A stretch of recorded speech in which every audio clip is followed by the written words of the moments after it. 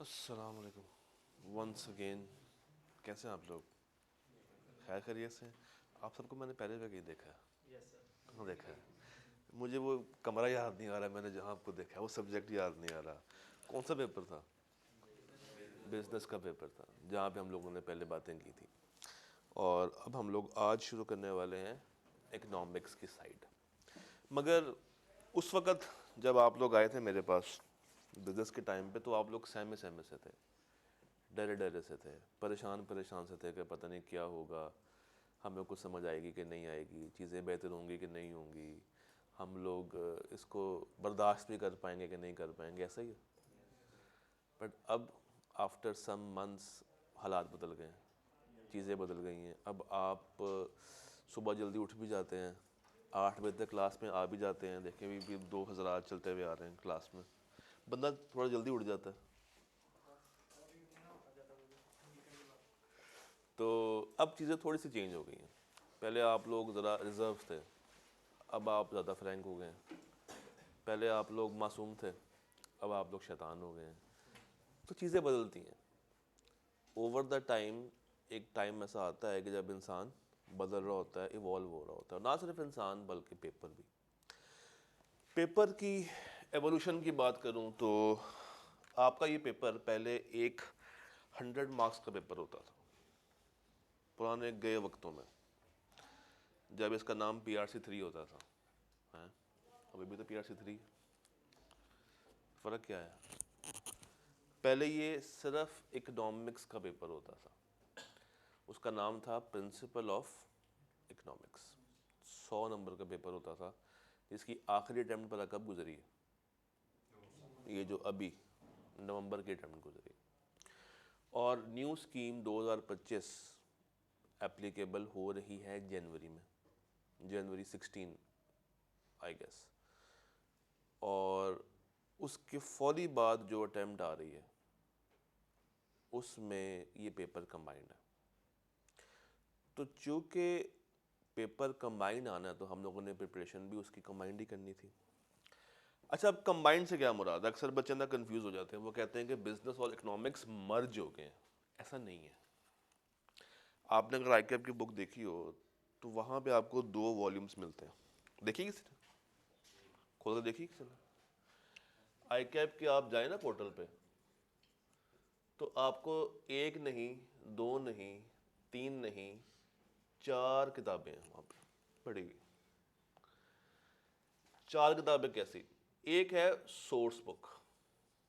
कौन सी book? Source book. Source book क्या होती है बेसिकली? सोर्स बुक ये होती है कि पढ़ना कहाँ से, कंटेंट जहाँ पे लिखा होता है। तो उसके 2 वॉल्यूम्स हैं, वॉल्यूम 1, वॉल्यूम 2। वॉल्यूम 1 में उसने क्या रखा है? बिजनेस। और वॉल्यूम 2 में क्या रखा है? इकोनॉमिक्स। फिर सोर्स बुक के साथ उसने जो एडिशनल चीज़ दी है वो दी है फॉर प्रैक्टिस, फॉर प्रैक्टिस। और इसके भी 2 वॉल्यूम्स हैं, V1, V2। V1 में क्या है? बिजनेस। और V2 में क्या है? इकोनॉमिक्स। तो ये 4 किताबें हैं आपके कोर्स में, इस पेपर के अंदर। पेपर 100 नंबर का, किताबें 4। पहले पेपर 100 का होता था, किताबें 2 होती थी जब सेपरेट था। तो मैं एक नॉर्मल जुमला बोलता हूँ कि एफर्ट डबल हो गई है, मगर उसका रिवॉर्ड सिंगल है। मगर दूसरे मज़े की बात यह है कि पेपर अब कंपैरेटिवली आसान भी हो गया। वो कैसे? पहले 100 नंबर का पेपर में उसके पास मार्जिन ज़्यादा था हर पेपर में टेस्ट करने का। अब नॉर्मली वो एरिया स्पेसिफिक टेस्ट करता है जो ज़्यादा इम्पोर्टेंट है। जो रिलेटिवली लेस इम्पोर्टेंट है वो अब नॉर्मली ये टेस्ट नहीं करेगा। तो पहली बात हमें ये समझ आई कि पुराना जो PRC 3 था that was only principle of economics. अब ये PRC 3 क्या है? Business and economics insights. तो ज़रा इधर आ जाए। ये पेपर कितने मार्क्स का होगा? 100। 100 नंबर का पेपर होगा। 100 नंबर के पेपर से क्या मुराद है शायर की कि 50 नंबर किसके होंगे, बिजनेस के, और 50 किसके होंगे, इकोनॉमिक्स के। और 50 नंबर से क्या मुराद है शायर की, 25 एमसीक्यूज, 25 इसके और 25 इकोनॉमिक्स के। और हर एमसीक्यू के कितने नंबर होंगे, 2। तो कुल मिला के पेपर अभी भी कितने का ही है, 100 का। अब आ जाए इधर बिजनेस का एरिया। ऑल दो ये एरिया हम लोगों ने कवर किया है। अब इसमें जो जो चेंजेस आई थी वो मैंने लेक्चर में आपको साथ साथ बता दी हुई हैं, बट जस्ट एक ओवरव्यू फिर से दे देता हूँ। जो सबसे बड़ी हाईलाइट है उन बच्चों के लिए जो कि, अच्छा बच्चे भी दो तरह के होते हैं। एक वो बच्चा है जो कि आज पीआरसी में जन्म ले रहा, एक वो बच्चा है जो कि पुराना चलता आ रहा, लेगेसी, जिसने 2 अटैम्प्ट्स दिए हैं, 1 अटैम्प्ट दी है, 3 अटैम्प्ट दी, वो पुराना बच्चा है पीआरसी का। और जो पुराना बच्चा होगा उसने बिजनेस कैसे पढ़ा होगा, 100 वाला क्या 50 वाला, 100 वाला। तो नॉर्मली वो बच्चा आपको भी मिलेगा, आपसे भी पूछेगा कि भाई बताओ क्या चेंज आई है। तो मेजर चेंज ये है कि पहले वहाँ पे 10 चैप्टर्स होते थे जिसमें से 2 खत्म हो गए। चैप्टर 1 में से मैट्रिक्स एक टॉपिक था, वो खत्म हो गया। चैप्टर 5 जो आईटी वाला चैप्टर है उसमें से कुछ बेसिक बातें होती थी कि रैम क्या है, रोम क्या है, कीबोर्ड क्या है, माउस क्या है, वो सारी बातें खत्म हो गई हुई हैं। चैप्टर 4 जो कि था फाइनेंस वाला, उसको आई कैब ने थोड़ा सा ज़्यादा कंसाइज कर दिया, समेट दिया, समरी सी बना दी उसकी। तो बिजनेस के पोर्शन में हमें चेंजेस नज़र आती हैं। इसके अलावा भी हर चैप्टर में थोड़ी बहुत चेंजेस हैं, वो अगर आप लोग मांगेंगे तो मैं आपको डिटेल शेयर कर दूंगा। कहने का मकसद ये है कि बिजनेस के पोर्शन में फिर भी हमें चेंजेस देखने को मिलती हैं। मसला ये है कि इधर आए ज़रा, इकोनॉमिक्स में कोई चैप्टर ख़त्म नहीं हुआ, कोई भी चैप्टर ख़त्म नहीं हुआ। पहले होते थे 13 चैप्टर, अब हैं 12 चैप्टर। क्या मतलब ख़त्म हो गया कोई चैप्टर? नहीं, एक चैप्टर आया कि आपने मर्ज कर दिया और उसको लगा कि हाँ हाँ सिलेबस हम लोगों ने कम कर दिया। तो इकोनॉमिक्स के पोर्शन में सिग्निफिकेंट कोई चेंज नहीं है, कोई बड़ा चेंज नहीं है। जितने कॉन्सेप्ट्स पहले थे वो सारे के सारे भी एप्लीकेबल हैं, वैलिड है। बस अब सीन ये है कि उसने ग्रिड चेंज कर दिया। अभी आपको दिखाता हूँ ग्रिड क्या। सो चैप्टर 6 एंड 7 पुराना, अब ये क्या बन गया है, चैप्टर नंबर 6 सिंगल। और जिसकी वजह से सारे चैप्टर्स की सीक्वेंस क्या हो गई है, ऑनवर्ड्स रिवाइज हो गई है। तो जो पहले चैप्टर 8 था अब क्या है वो 7, जो पहले 10 था अब क्या हो जाएगा वो 9 हो जाएगा। बिजनेस का पेपर कोई बता सकता है कि इसकी नेचर क्या थी? सारी थ्योरी थी। कोई डायग्राम देखी थी? नहीं। कोई न्यूमेरिकल देखा था? यहाँ पे है। यहाँ पे आपको डायग्राम समझनी है, बनानी नहीं है, समझनी है कि डायग्राम में चल क्या रहा है। ऐसा हो जाता है कि वो आपको एक डायग्राम देगा और पूछेगा बताओ ये वाली लाइन या ये वाला कर्व या ये वाली फिगर किस चीज़ की या किस कॉन्सेप्ट को डिनोट कर रही है। तो जब तक आपके पास उस चीज़ की नॉलेज नहीं होगी आप उसको बता पाएंगे? नहीं बता पाएंगे। तो इकोनॉमिक्स के एरिया में हमने थ्योरी तो पढ़नी ही पढ़नी है, और क्या पढ़ना है, अंडरस्टैंडिंग ऑफ डायग्राम एंड कुछ चैप्टर्स में न्यूमेरिकल, ज़्यादा नहीं। आई कैन सेफली से 2 चैप्टर्स हैं जिसमें न्यूमेरिकल पोर्शन है, जिसमें नंबर्स है। अदरवाइज मेन कंटेंट किधर पाया जाता है? तो 95% थ्योरी है, 3% डायग्राम्स हैं और 2% क्या है, न्यूमेरिकल। कुल मिला के आपका 100% का पेपर है। इससे पहले आप लोगों ने इको पढ़ी गई, किसी लेवल पे पढ़ी हो? ठीक। तो ये सारा स्ट्रक्चर है इस पेपर का। अब यहाँ में ना एक बच्चों का सवाल होता है अक्सर, उन बच्चों का जो कि पहले एक आधा पेपर पास कर चुके हैं, या I2B पास किया होगा या इको पास किया होगा।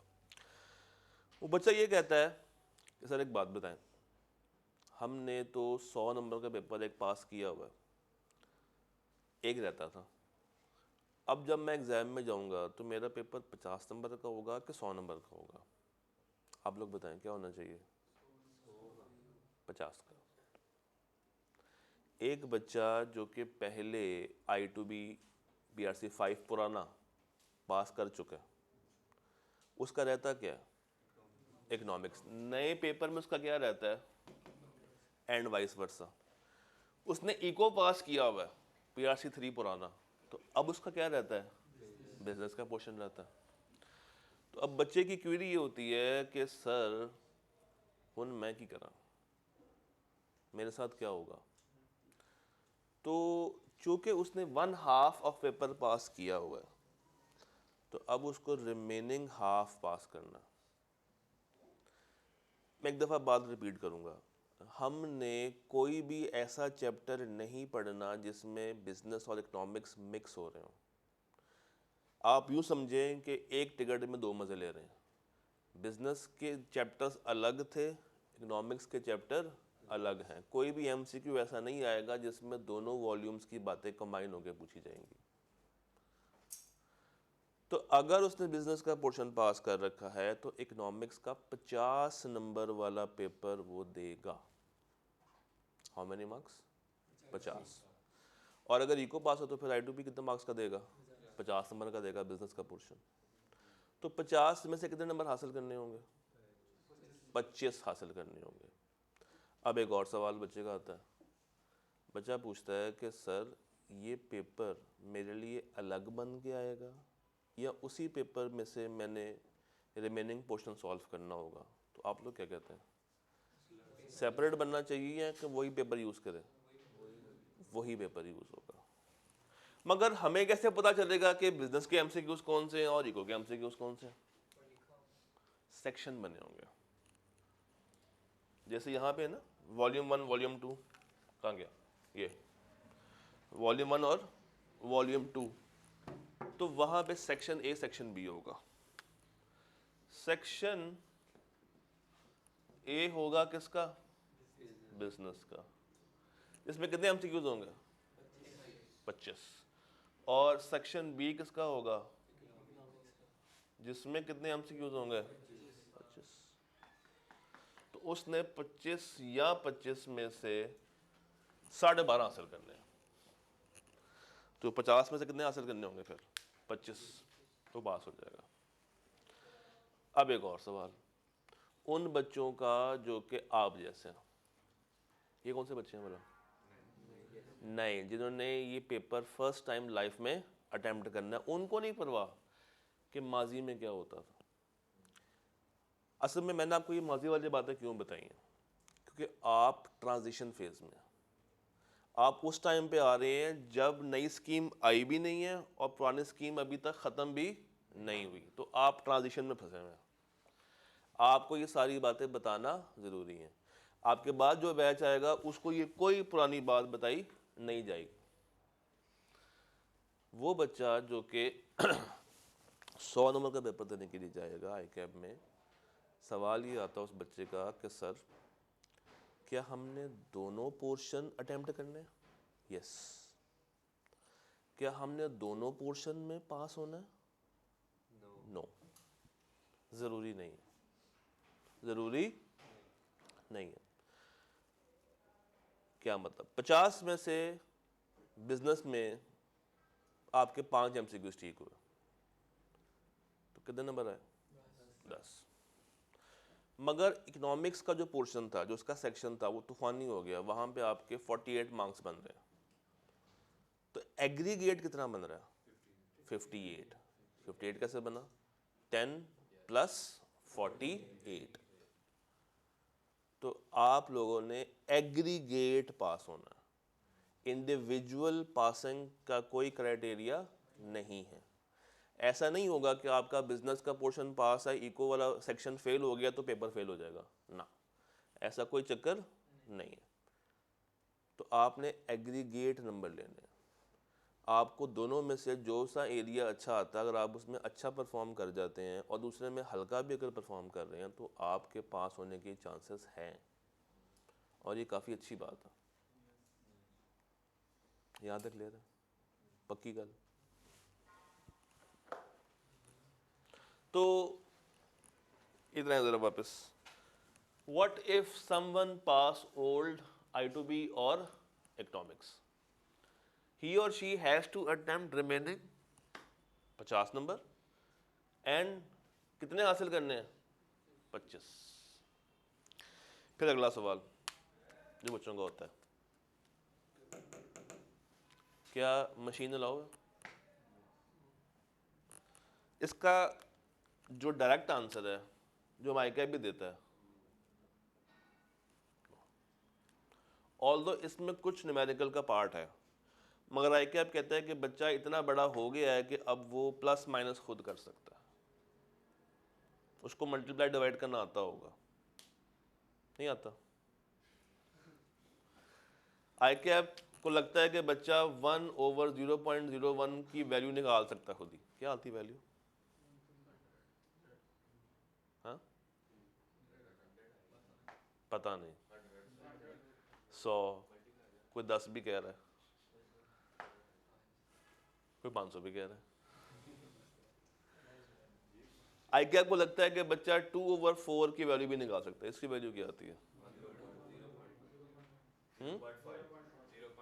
1/2 नहीं आती, तो 1/2 भी वैल्यू और 0.5 भी वैल्यू, ये क्या चक्कर है? एक फ्रैक्शन में और एक डेसिमल में। तो आईकैप को ऐसा लगता है कि बच्चे को इतनी मैथ आती क्योंकि वो PRC 2 पढ़ के आ रहा है, मगर आईकैप के एग्जाम सेंटर्स में बच्चे लेके भी जाते हैं और पेपर सॉल्व करके भी आते हैं। मेजॉरिटी बच्चों से नहीं लिया जाता वापस, मगर कुछ केसेस हैं जहाँ पे लेके वापस भी नहीं किया जाता। समझ आ रही? यहाँ तो लिया ही नहीं जाएगा, यहाँ अगर ले लिया तो वापस भी नहीं किया जाएगा।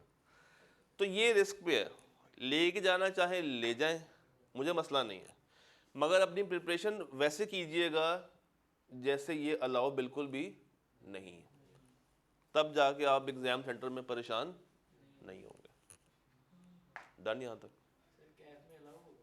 कैफ में तो अलाउ है, सिर्फ इसी पेपर में आके आपने रोका हुआ है, इसके अलावा किसी पेपर में रोका नहीं। और आई डोंट नो व्हाई, कोई लॉजिक बनती नहीं है, बट चलो बड़ों ने बना दिया तो बड़ों की बात मान लेते हैं। ठीक है, यहाँ तक सारी बात क्लियर है? पक्की गल? आगे चलिए। वो तभी तो आईकैप कहता है कि जो वहाँ पे है वो वाला यूज़ कर लो जो सॉफ्टवेयर के अंदर है, ये अपना साथ लेके ना हो। अच्छा, पेपर फिजिकल होगा कि कंप्यूटर बेस्ड होगा? कंप्यूटर बेस्ड होगा। चलें आगे, पक्की बात? कोई सवाल यहाँ तक, कोई परेशानी यहाँ तक?